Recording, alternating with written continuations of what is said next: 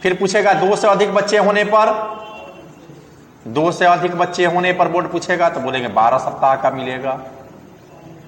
फिर आप पूछेगा सेरोगेसी मां के लिए 12 सप्ताह का, 3 माह के बच्चे को गोद लेने वाली मां को 12 सप्ताह का लाभ मिलेगा। 12 सप्ताह का लाभ मिलेगा, ये बता दूं। बोर्ड पूछेगा आपसे कि अगर मान लीजिए कोई महिला प्रसव पूर्व लाभ नहीं लेती है मैटरनिटी बेनिफिट का, तो क्या वो लैप्स कर जाएगा या आगामी जुड़ जाएगा प्रसव के बाद? तो आप बताएंगे प्रसवोपरांत वो जुड़ जाएगा, एक साथ भी 26 सप्ताह का ले सकती। ये आपका उत्तर। पूछेगा बोर्ड आपको मेडिकल बोनस कितने दिए जा रहे हैं आपकी अभी, तो बताएंगे ₹5,000 मेडिकल बोनस के रूप में। पूछेगा बोर्ड कि दूध पान कराने के लिए कितने अंतराल दिए गए हैं, बोले 2017 में संशोधन कर करके 4 सप्ताह, 4 बार दैनिक 4 बार, एक दिन में 4 बार। पहले कितना था? 2 बार था। ये आप बता दें महिलाओं के लिए। तो पूछेगा किस तरह का अधिनियम है, बोलेगा सोशल सिक्योरिटी, सामाजिक सुरक्षा संबंधी श्रम विधान। यानी जिस तरह से क्वेश्चन पूछा जाए उस तरह से आप जवाब के लिए तैयार रहेंगे। इसके लिए आप देखेंगे अगला है उपादान संदाय अधिनियम 1972। उपादान संदाय अधिनियम 1972 से क्वेश्चन पूछेगा उपादान क्या है। पूछेगा उपादान क्या है तो आप बताएंगे उपादान से तात्पर्य यदि कोई व्यक्ति किसी औद्योगिक प्रतिष्ठान में लंबे एवं लगातार समय तक काम करता हो और जब वह नौकरी छोड़ता है या उसकी सेवानिवृत्ति हो जाती है, तो सेवानिवृत्ति के बाद या नौकरी छोड़ने के बाद नियोजक द्वारा उसकी सामाजिक सुरक्षा के लिए, सोशल सिक्योरिटी के लिए, कल्याण के लिए कुछ राशि का भुगतान किया जाता है, जिसे उपादान कहा जाता है। फिर बोर्ड पूछेगा वर्तमान में उपादान कितने दिए जाते हैं, बोलेंगे अधिकतम ₹20 लाख, बोलेंगे अधिकतम ₹20 लाख उपादान की राशि देने की व्यवस्था है। बोले पूछेंगे उपादान के लिए योग्यता क्या है, किन्हें मिलेगा, तो आप बोलेंगे कोई कर्मचारी किसी औद्योगिक प्रतिष्ठान में लगातार 5 वर्षों तक सेवा किया हो तो वह उपादान के लिए हकदार होगा। लेकिन मृत्यु की स्थिति में या विकलांगता की, दुर्घटना की स्थिति में यह शर्त लागू नहीं होगी। उसकी मृत्यु हो जाती है, दुर्घटना हो जाती है, तो यह 5 वर्ष का शर्त लागू नहीं होगा। वो 6 महीना भी, एक साल भी काम किया हो।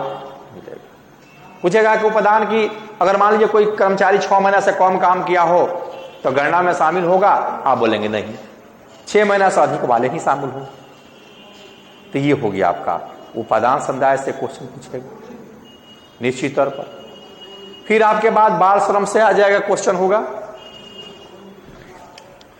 अगला देखेंगे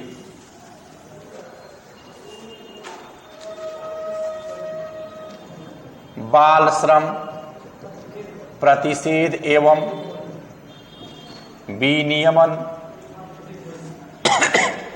अधिनियम 1986, child labour prohibition and regulation act 1986।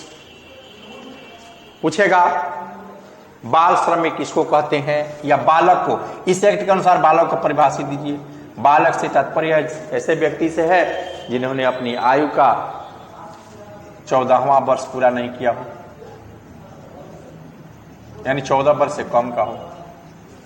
पूछेगा बाल श्रमिक किसको कहते हैं, आप बताएंगे बाल श्रमिक वह है ऐसे साधन विहीन व्यक्ति होते हैं जो 14 वर्ष से कम आयु से ही किसी औद्योगिक प्रतिष्ठान में, किसी संस्थान में, किसी नियोजन में मजदूरी के लिए, आर्थिक लाभ के लिए काम करते हो। तो उसे बाल श्रमिक कहा जाएगा। पूछेगा आप कि बाल श्रमिक के लिए यह अधिनियम लागू किया गया, फिर भी बाल श्रमिक देखे जाते हैं, काफी संख्या में स्थिति इनकी खराब है, इसके पीछे कारण क्या है आप पूछे बताएंगे। सबसे पहला कारण है अभिभावकों की गरीबी एवं बेरोजगारी, दूसरा सरकारी अधिकारियों की शिथिलता। गरीबी एवं बेरोजगारी के कारण ही बच्चे काम करते हैं, उनके माता पिता बीमार रहते हैं, उनके काम नहीं मिलता है तो बच्चे को कोई रख लेता है, चाय के दुकान पर, ढाबे पर, इस तरह पर घरेलू नौकर के रूप में रख लेता है। उसी पैसे से उनका भरण पोषण होता है माता पिता का, इसलिए वो बच्चे मजबूर हो जाते हैं काम करने के लिए। दूसरा सरकारी शिथिलता है, सरकार द्वारा जो है इनके लिए व्यवस्था नहीं की गई है। सरकार चाय के दुकान पर, ढाबे पर काम करते हैं और निश्चित तौर पर जो है आप देखेंगे कि उन्हें दरकिनार कर दिया जाता है, कोई अधिकारी आकर नहीं करता है कि क्यों काम करते हैं। सरकारी कार्यालयों में वही बच्चे चाय लेकर जाते हैं, देखेंगे ऐसी स्थिति है, बता देंगे। पूछेगा फिर बोर्ड, अच्छा इसके निराकरण के उपाय क्या है, बाल श्रम को रोकने के उपाय क्या है, इसको समाप्त कर दिया जाए। आप बताएंगे सर कि सबसे पहले अभिभावकों की गरीबी एवं बेरोजगारी को दूर किया जाए, अपने आप लोगों को शिक्षित किया जाए, अपने आप जो है बाल श्रम समाप्त हो जाएगा। कोई भी माता पिता नहीं चाहता है कि मेरा बच्चा काम करे, मेरा बच्चा पढ़े लिखे, लेकिन उस मजबूर है बाल श्रम कराने के लिए।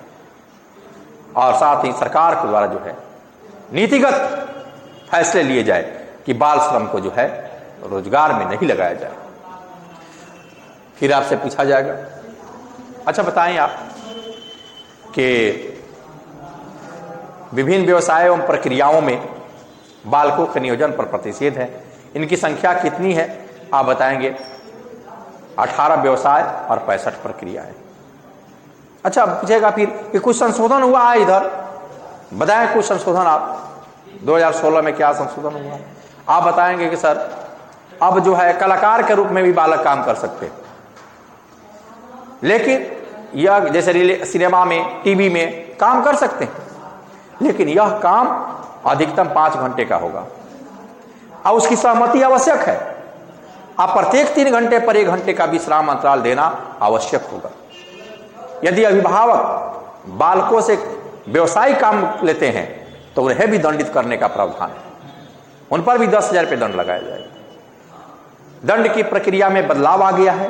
क्या बदलाव आया है कि यदि कर्मचारी जो है, यदि नियोजक बाल श्रमिक को नियोजित करता है तो ऐसी स्थिति में 20,000 से लेकर के 50,000 तक जुर्माना, अथवा देखेंगे 6 माह से लेकर 2 वर्ष तक का कारावास हो सकता है।